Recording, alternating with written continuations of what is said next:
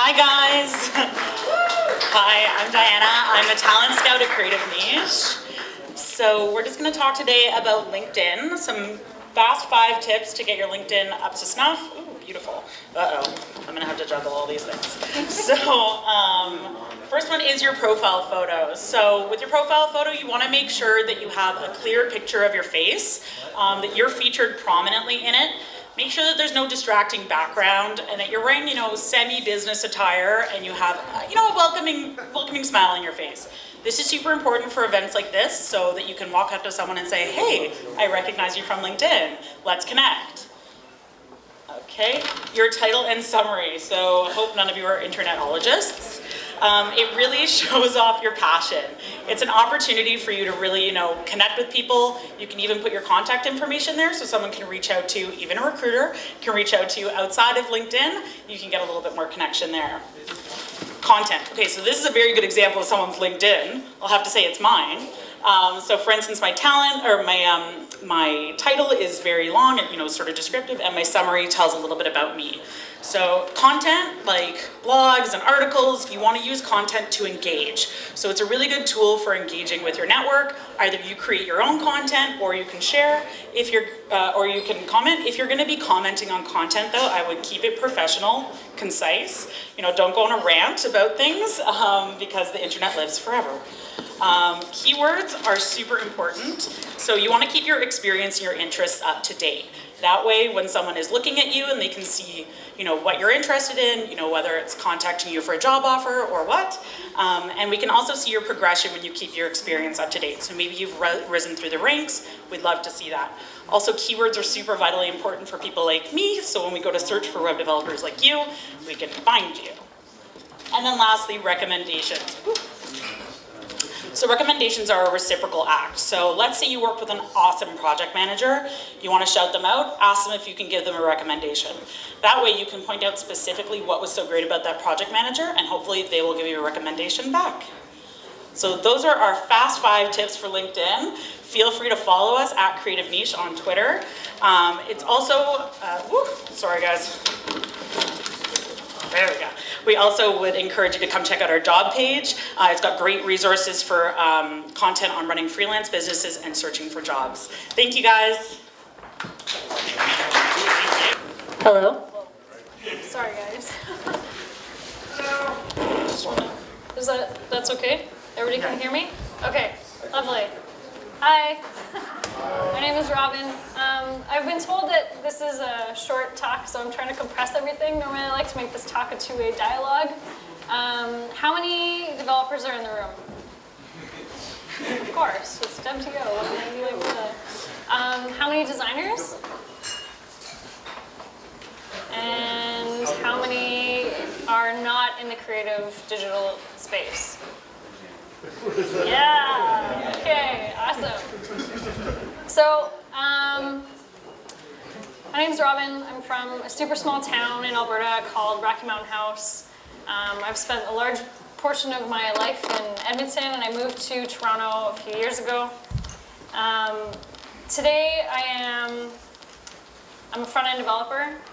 The way that I view this is, imagine waking up every single day and feeling incredibly energized by the work that you do. How many of you consider yourselves that lucky?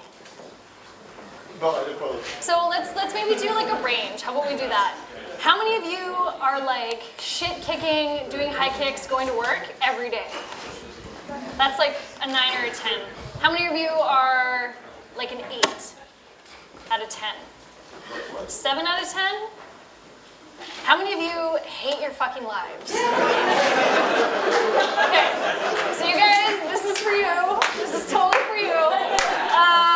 So when I found front-end development, coding makes me feel like this. This is how I feel when I'm coding. Sorry about the beams in the row. I tried to call ahead, it didn't work. I felt like during that time, I always feel like I kind of win the career lottery. But it didn't really start out that way. Most people always discuss leaders in our industry and how successful they are, but they don't talk about the 15 hard-ass years that it took in order to get there. And for me, that's kind of, this was a point where I reached. So I'm going to rewind a little bit and start at the beginning.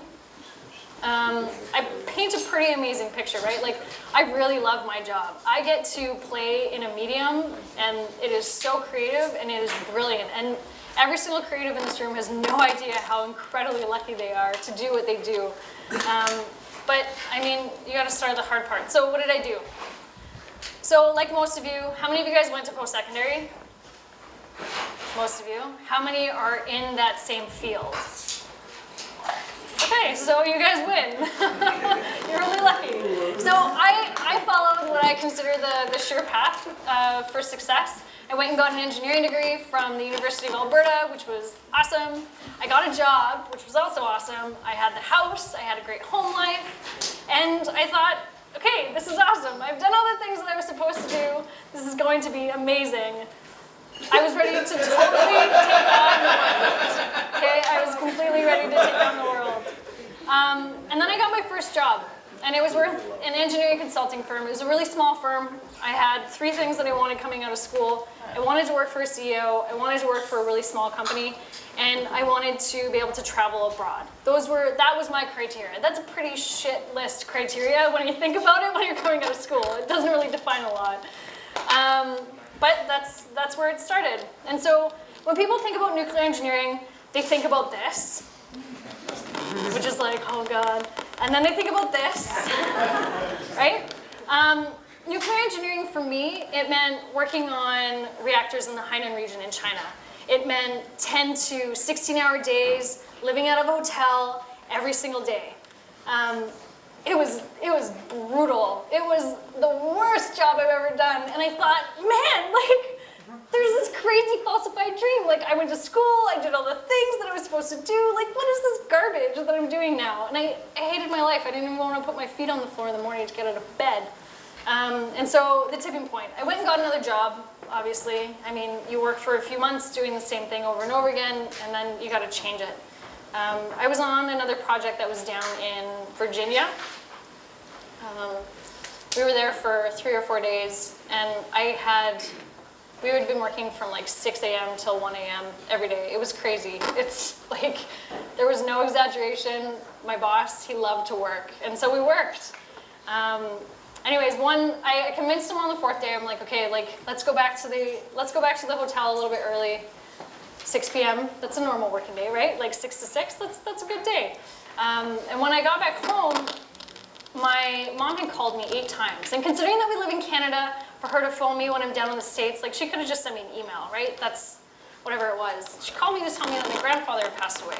And everybody has these very existential moments where it is a tipping point. It's a very defining factor. And this man was so close to me, and I was heartbroken. So I had that moment of, what am I doing with myself? Why am I going to be spending the next 50 years doing this kind of work, and I hate it? Why would you do that? So this didn't really calculate for me. This did not work. For some of you, it might work. For other people in society, it might totally work. It did not work for me, so I quit. And then I decided that I needed to go traveling again. So since 2008, I haven't celebrated my birthday in Canada. And I am going to keep trying to do that. And the reason why I do that is because it resets you. For me personally, it's like a reset that I do every single year. I went backpacking through the Middle East by myself. Oh my God, everybody like have that little moment of crazy. I was crazy. But I love traveling because it puts you in your raw state as a human being, and it forces you to really be open to new experiences and completely take on, and it forces you to be resourceful, and it forces you to do a lot of things you wouldn't normally do. And then after 4 months, I was totally out of money. So I decided that I needed to go home, but when I got home, oh, hello, that's important. You got that. Anyway, so I flew back home, and it didn't really feel like home anymore. Our identity is so closely tied to the job that we're doing that for me, I didn't have anything anymore. And because I was so familiar with the work that I was doing and the environment that I was in, that I wasn't going to be able to push myself to the place that I needed to go. And so I I needed to be able to push myself just a little bit further beyond my comfort zone. And so I really truly believe that creativity loves constraints. And so what does that mean for other people? What does that mean for you? If you were a designer and you had the opportunity to do anything you wanted, like if somebody told you that you needed to redesign this space or you needed to redesign a new website, a new web application, you could do whatever you wanted. Unlimited resources. You would never get anything done because you would be in analysis paralysis mode. You would never be able to do it. So for the same thing for that, for me, I had to put myself between a rock and a hard place and really force myself to figure out where I wanted to go. And when I was deciding this, so I was living in Edmonton, I was trying to decide between Toronto, Vancouver, where am I gonna go? I packed 2 suitcases and I moved to Toronto and I had $400 in the bank. Like, I was broke. I had no idea what the hell I was doing. So I moved in June of 2013. I reached out, I think maybe that's my phone, I'm sorry. It's like, maybe I'll step back. Okay, hopefully that's better. And so I had heard that there was this thing called North by Northeast. It was kind of like the wannabe South by Southwest. Nice. I don't want to say that because they're doing a really, really good job at North by Northeast. I love the conference. It's been great. But it was literally a defining point for me coming to Toronto. So they didn't have any volunteer spots left.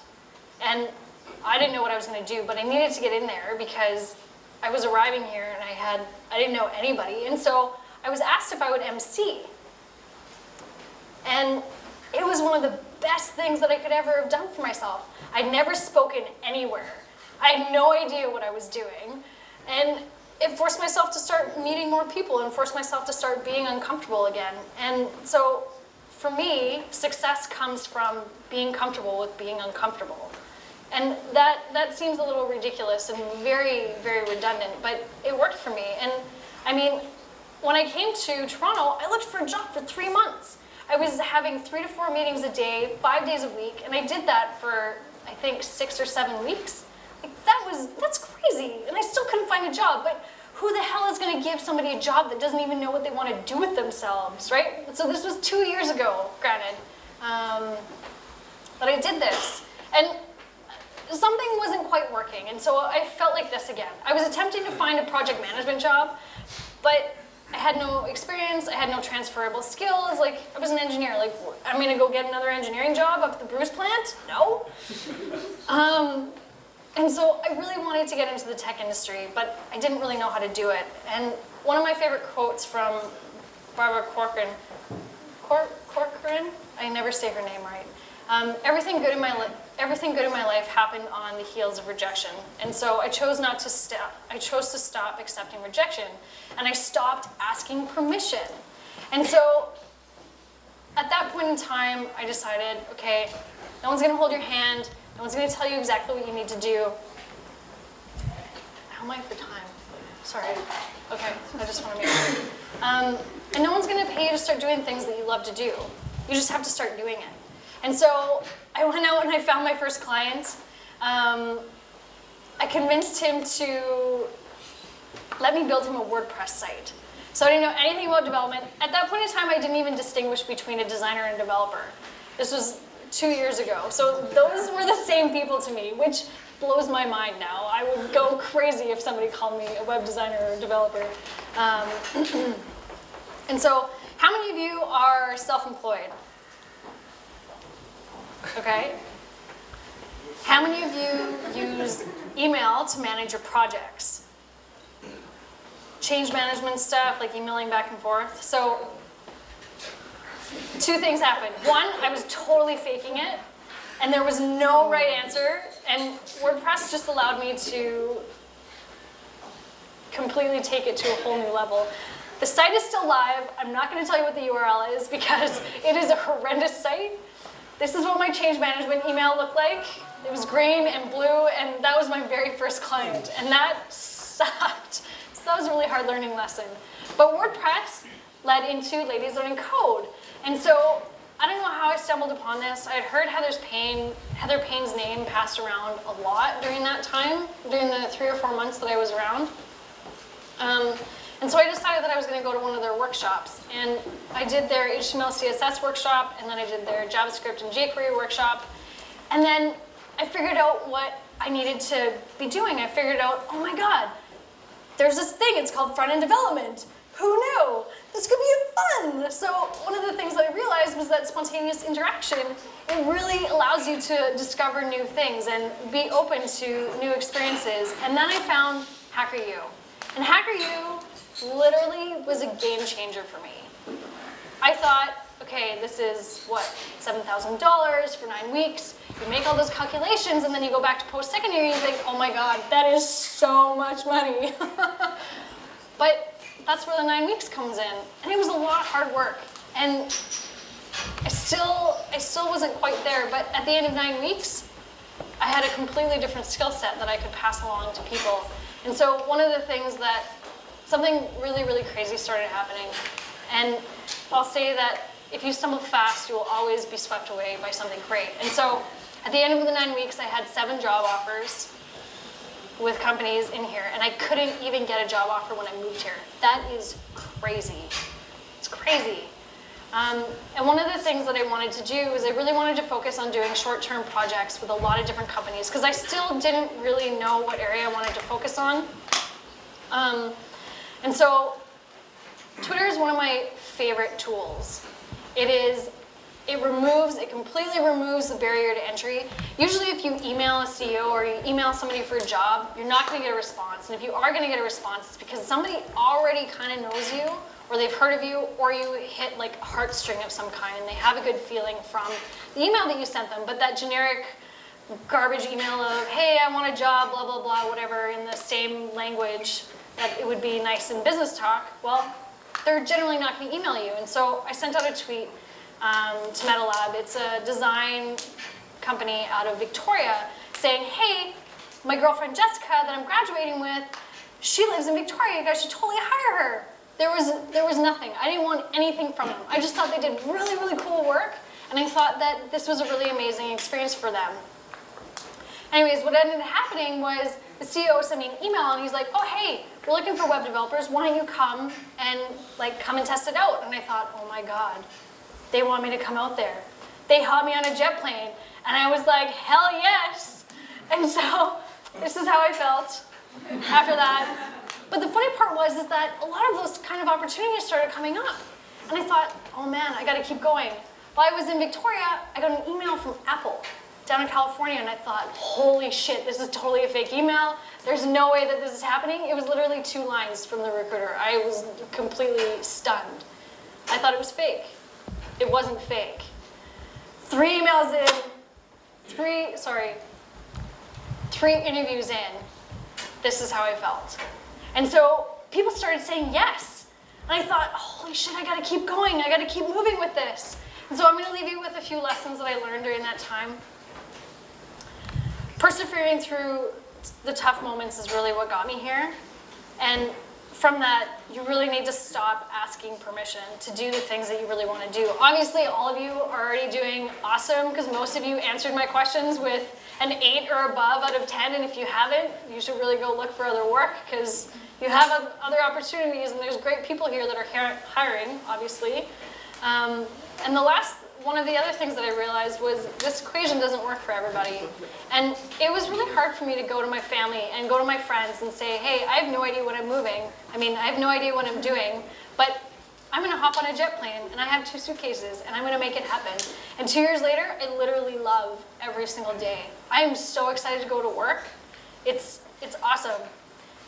Spontaneous interaction is one of the reasons I discovered front-end development. I was really, really lucky. I was lucky that one person knew somebody that was in FITC, one person. And that completely changed the trajectory of what I was able and capable of doing here in Toronto. So your network really is your net worth. And one of the things I'll leave with you guys is make sure you meet 3 new people at every single event you attend because you have no idea when they're gonna come back. And for me, it's always 6 months later.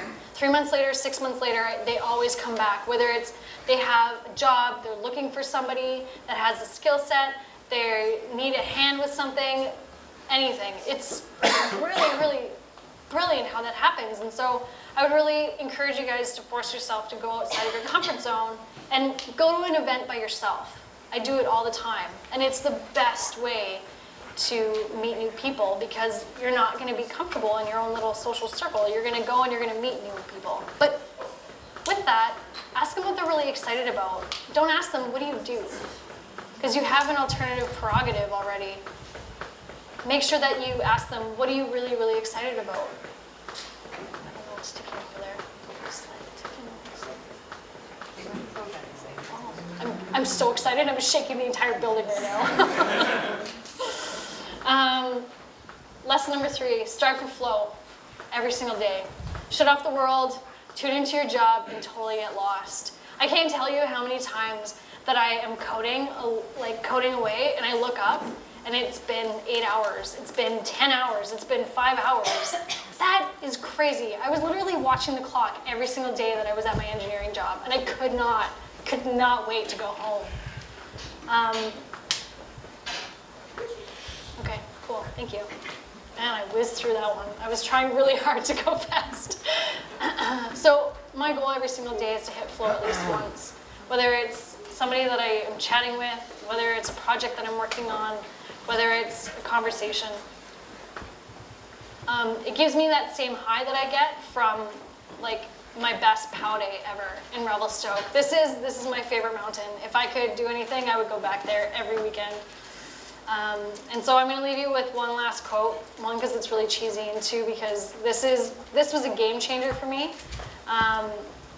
The thing that's really hard and really amazing is giving up on being perfect and beginning to work on becoming yourself. And like, no joke, I don't necessarily have that passion mindset that everybody has right now of go do what you love what you do. But it really worked for me, and I totally faked it. I made it up as I went, and it was really fucking hard, but it was totally worth it. And I would do it all over again. Anyways, thank you.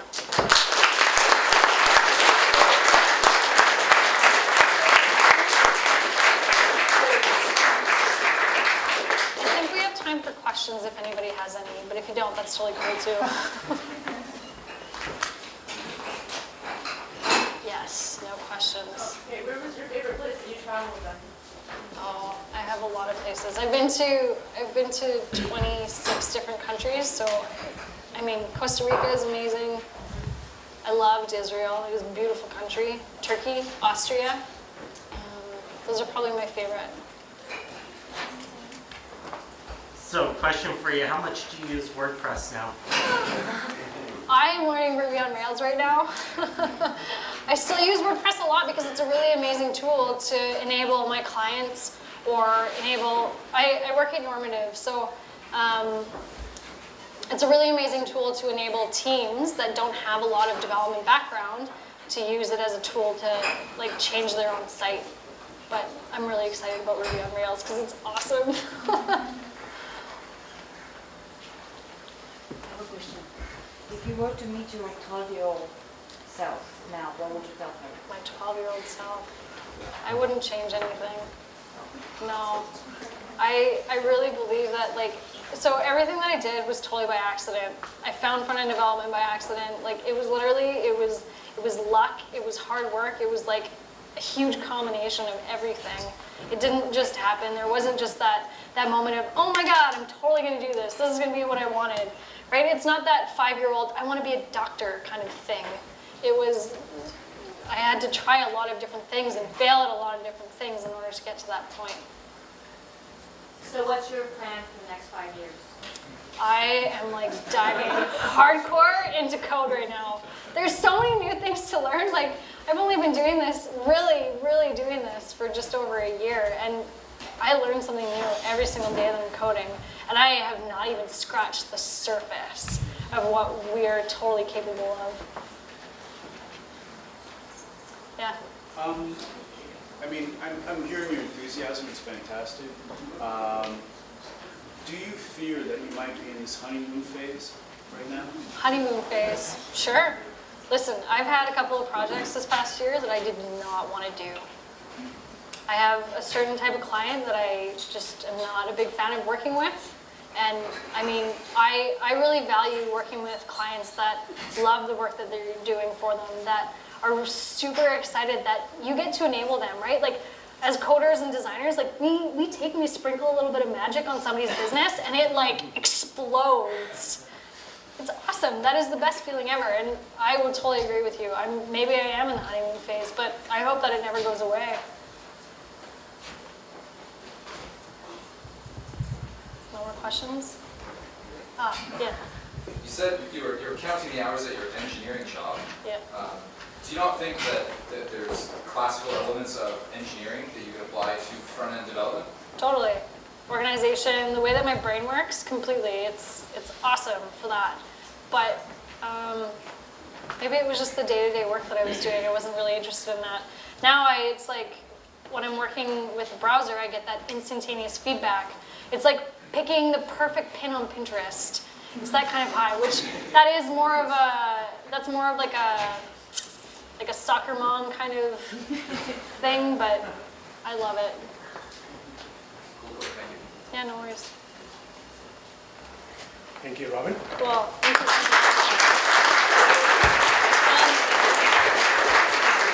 If you guys want to chat, I'm totally open to it. No problem. But I will hand it over to Travis because. Ladies and gentlemen of DevTO, I have a story to tell you tonight, and it's a story about Bitcoin. More than just magic internet money. 5 years ago, someone or something invented Bitcoin, and tonight I'm here to discuss with you what exactly this Bitcoin thing is and what we should make of it. My name is Travis Patron, and recently I published a book on Bitcoin entitled The Bitcoin Revolution and Internet of Money. So if you're curious about Bitcoin, I encourage you to go ahead online to our website, diginomics.com. You can get a copy entirely for free. You can tear it apart. You can give me some positive or negative feedback. I have been known to slip a few Bitcoin towards the people who contribute. So something to think about. So if I were to start with a poll, typically I would ask, who here, before registering for this event, has heard of Bitcoin? Okay, excellent. And who here owns Bitcoin? Okay, we're getting better now. Who here owns a cryptocurrency other than Bitcoin? Okay. If you don't mind me asking, what cryptocurrency do you own? Dogecoin, beautiful. Excellent. The reason I asked this poll is that the first time I did a presentation on Bitcoin was to an audience, a university audience of 40 people, and 2 of those people had heard of Bitcoin. One of them was my professor, who had absolutely no idea what I was talking about, but he needed some sort of understanding so that he could mark my project. Needless to say, he still has no idea what I'm talking about, and he still thinks I'm crazy, but you know what? He's probably right. The next guy was a colleague of mine who thought that Bitcoin was quite likely something that was going to be hacked off your computer. So this type of market research, I like to think, demonstrates how far Bitcoin has come in the last 5 years and how quickly people are picking up this technology and experimenting with digital money. So what exactly is Bitcoin? What is it? Bitcoin is a digital payment system. It is money for the internet age. Now, it operates on a network which is in no way physical and is owned by no one. The easiest way to think of Bitcoin is email for money. You send money from point A to point B. There is no third party, there is no intermediary, and it is essentially native to the online realm. It is a software protocol. It's a string of ones and zeros. No one owns it. No one can touch or feel it. It is in cyberspace, and it is even indestructible to some degree.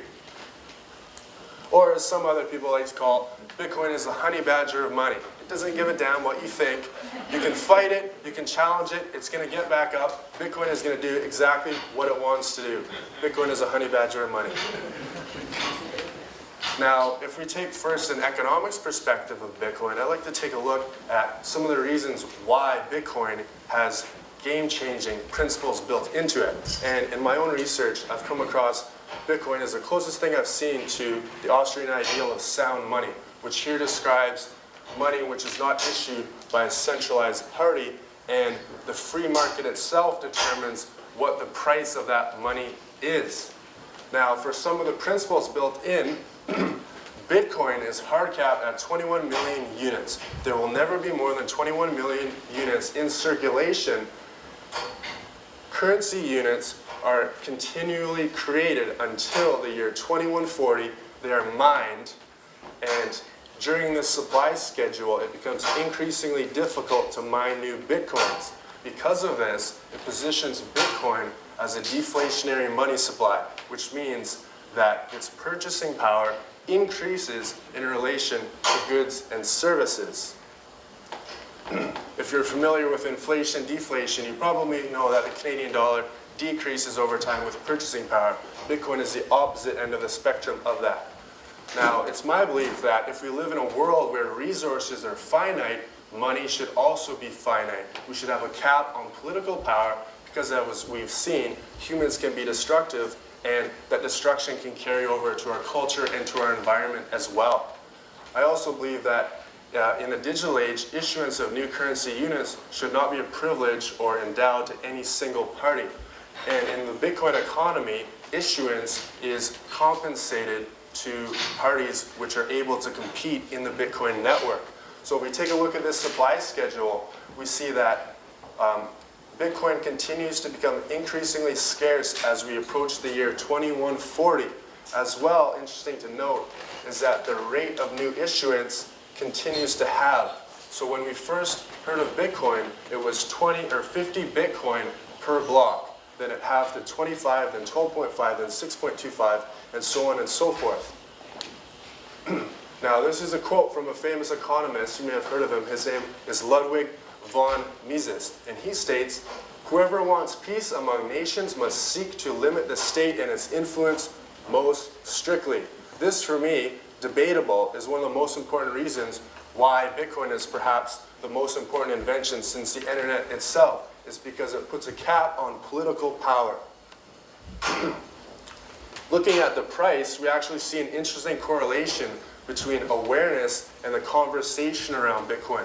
The more people are searching for Google queries and Wikipedia queries, actually the Bitcoin price follows nearby. The awareness and the Google Trend search queries are a leading indicator of the price of Bitcoin. So you're probably asking by now, well, what's all this stuff I'm hearing in the media? If I buy Bitcoin, is somebody going to hack it from me? And let's set the record straight. If you use Bitcoin the way it's designed to be used, the chances that it gets hacked are near zero. Bitcoin is a relationship between you and your money. The necessary removed ingredient is trust. So if you're using Bitcoin and you're trusting an exchange or somebody else with your money, you're doing it wrong. Now, Bitcoin, in truth, is the most secure payment system we've ever seen. Actually, we're more likely to be hit by an asteroid in the next 5 seconds than Bitcoin being hacked within the next 30 years at least. 1, 2, 3, 4, 5, we're okay. Actually, in my opinion, what you should be more concerned about, if anything, is hyperinflation of the US dollar. Now, fiat currency is a very revealing term. Fiat in Latin literally means let it be. The average lifespan of a fiat currency is 27 years. The US dollar is going on its 44th birthday. Something to consider. So what can we actually do with it? What can we do with Bitcoin? The greatest opportunity I see with Bitcoin is the ability to bank the unbanked. Worldwide, 2.5 million people are without formal financial services. They don't have it nearly as good as we have it here in the Western world. Nations such as, or continents such as Africa, Asia, these regions stand to gain the most from Bitcoin. Essentially, what Bitcoin will allow these people is a bank account stored in cyberspace. Now, if we take a look at this, these darker shaded regions represent the dominant population that's without financial services and the greatest regions that will benefit from something like Bitcoin. And in my opinion, what we may see is a leapfrogging concept. And for regions such as Africa, if we go back, they actually leapfrogged the telephone landlines and went straight to a mobile cellular paradigm. I think what we may see is these African regions leapfrogging the banking infrastructure and going towards a sort of digital money paradigm. Another application is micropayments and tipping. For the first time, you can send tiny, tiny payments continuously over the internet because of the nature of digital currency, where analog money completely fails because of the infrastructure behind it. It's expensive to send small transactions. Whereas with Bitcoin, you can essentially tip your favorite YouTube channel in 0.00001 Bitcoin. I actually made a 4-minute YouTube video not too long ago, and some fellow tipped me 10 bucks for it. And I'm just thinking, that's not bad for 4 minutes. So in this tipping revolution, as it's being called, one of the businesses you might want to keep an eye on is ChangeTip. And they've already integrated with social platforms such as Google+, Reddit, Facebook, Twitter, and even Disqus Comments, if you're familiar with the WordPress platform. And a third reason, or a third application for Bitcoin actually comes from the network itself. And what we're seeing is the network, also known as the blockchain, being used as a sort of framework for the Internet of Things because of its scalability, where devices can communicate without hinging on a central party. Actually, one of the businesses taking a close look at this is IBM in partnership with Samsung in a super secret project called IBM Adapt. So if you're interested in the Internet of Things, definitely check that out. Now, most importantly, Bitcoin is a technology for decentralizing resources among a consensus network. It is a ledger of information, a ledger technology that is not physical and not capable of being owned by one central party. And this has far-reaching applications outside of finance and currency. Essentially, it allows us to decentralize all the things, which is probably a good thing. So how do we use it? Well, first we need to acquire Bitcoin, and these are a couple ways. You can buy it online through an exchange. You can buy it from somebody in person using a service such as localbitcoins.com. You can buy it through an ATM. You put in your Canadian dollars. Out comes a private key, which is your representation on the Bitcoin network. Or if you're hardcore, you can mine it. But I don't recommend you try that unless you have a seriously powerful computer.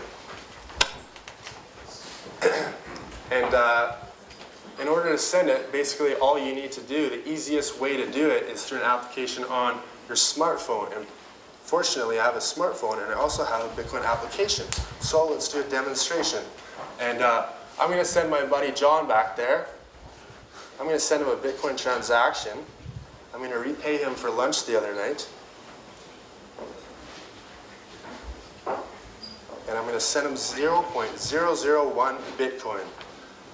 And let me know if you got it.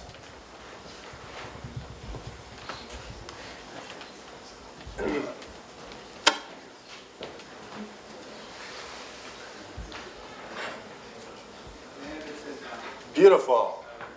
The interesting thing to note about what just happened there is there is no bank, there is no third party, there's nobody approving that transaction. That's strictly between me and John, and even if certain parameters are set up, there is no personal information that needs to be disclosed. Essentially, you can send $100 million from here to China in 2 seconds, and nobody has to know about it except you and the receiving party. Governments have no idea. If you have Bitcoin and you know how to send it, well, let's stash it, let's store it away securely. And a couple of things I recommend to people is to use multiple wallets, divvy up your Bitcoin between a small number of wallets, and also keep them in cold storage. And the term cold storage means putting your key, a private key on a device which has never connected to the internet. If you do that, it's very, very likely your Bitcoin will never be hacked. And if you want to use Bitcoin as an investment vehicle, Do note that it is very volatile, it is still somewhat risky, and it's still in an experimental stage, but I myself would consider Bitcoin an excellent store of value because it operates precisely by a different form of law. No physical actor can influence it in any way. Bitcoin is disruption of our money system through technological innovation. It is internet for the money for the internet age, rather. Essentially, it is the separation of the state and money, something economists will describe as the denationalization of currency. Moving forward, what this will mean is that governments will no longer treat their citizens as assets, but rather as customers. That will have radical implications. Also, in the digital economy and with Bitcoin, money is representation of an asset rather than debt. If you have money in your wallet, well, that might not seem debt to you, but to somebody that's on their balance sheet. Bitcoin is an asset. The Bitcoin blockchain network can also be adapted and flexed to a whole number of different applications. Bitcoin transactions are potentially anonymous. However, most people do not use it this way. About 99% do not use it this way. However, I will say that anonymity as a principle should definitely be upheld and drilled into the Bitcoin protocol because it is absolutely a human right. Now, in conclusion, a world where Bitcoin potential is fully realized looks much different than our world today. The rules of business and the economy are truly about to change because of the implications of cryptocurrency. In truth, Bitcoin technology has the potential to help not just millions, but billions of people. And that is what we're going after. Thank you very much.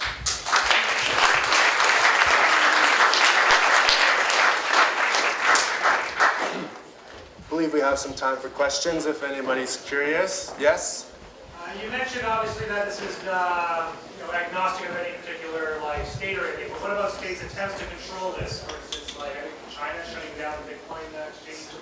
Yeah. So what I'm talking about when I say, it's agnostic and whatever, is that Bitcoin, the network itself, is completely agnostic. What's not, and what is in the jurisdiction of being regulated and controlled, is those bridges into the economy, such as an exchange, such as the ATMs, such as people dealing with, say, the Chinese yuan currency or the Canadian dollar.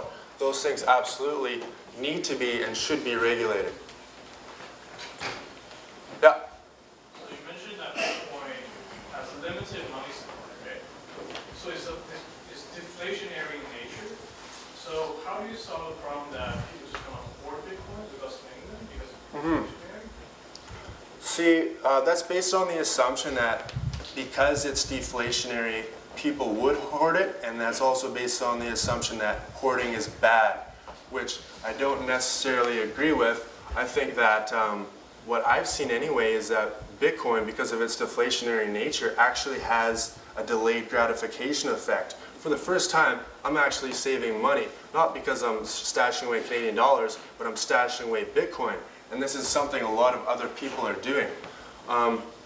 I think overall, the nature of the deflation of Bitcoin is a very good thing. Because if we go back in history and we see the American economy before it was on its current currency was very, very productive and had a very high growth in GDP year over year. Yeah. So if some people buy Bitcoins and just hoard it, does that impact that exchange rate price?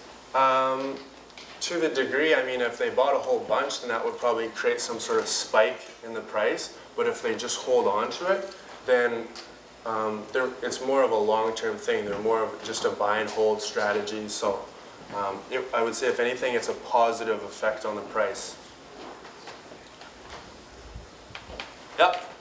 You mentioned the risk and volatility that definitely we're seeing now. And I think it's partially because some people use it as a speculative investment. Certainly. So what do you think will have to happen for this kind of currency or in general cryptocurrency to become the standard in general for people to use as money instead of trying to always switch it back and forth from one currency and another and trying to gain from it. I'm not certain if Bitcoin will eventually, say, be used by everyone. I don't think my grandma's going to be using Bitcoin. In fact, my parents still don't understand it whatsoever. I think if anything, it'll be a niche application. And what needs to happen in order for Bitcoin to reach that point and find its place is entrepreneurs who are building the applications that help the usability of Bitcoin. Speculators, I think, are necessary because they help to find out where the price equilibrium is. But absolutely, they fuel the volatility, and when there's a price build-up, everybody piles on, and it's very, very volatile because you can't actually regulate what's happening in Bitcoin in particular. Yep. Going on with this, my question inspired by House of Cards Season 2, where the president loses his job because he's knowingly aware that China is siphoning cash to the U.S. in some improper way. But how is this going to affect the political landscape, and couldn't that lead to it being more unstable if there's more under the table trading of money and paying off people? You know what I mean? Yeah, good question.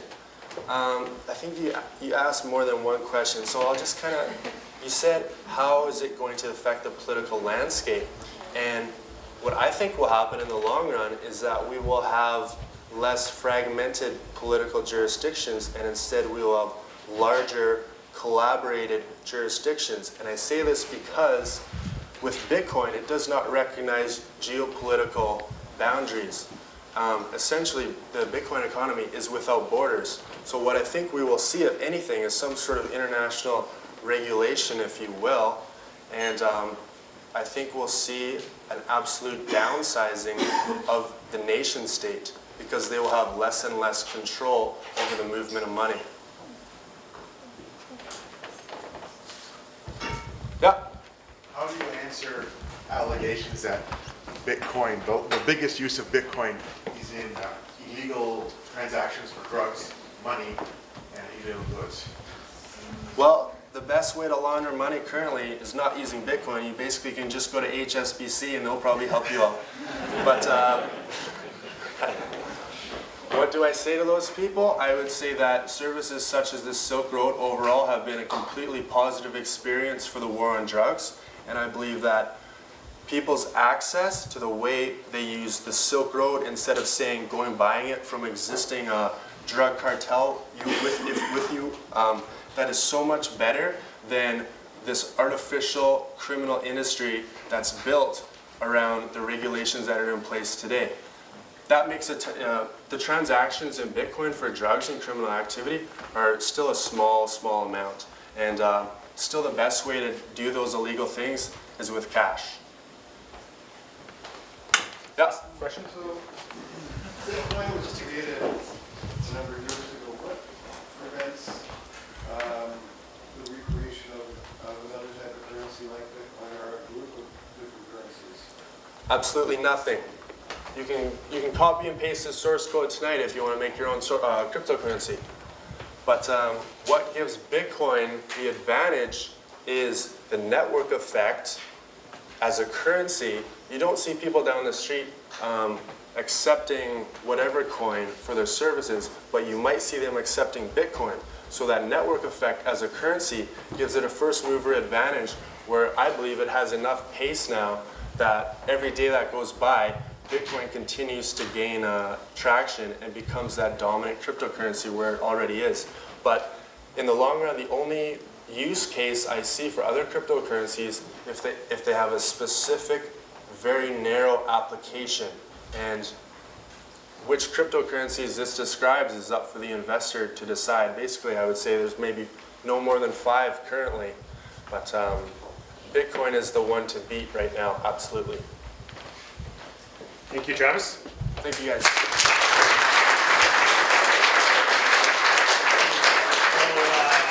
pizza's here, beer is free, wine is free, and the t-shirts are free, so help yourself.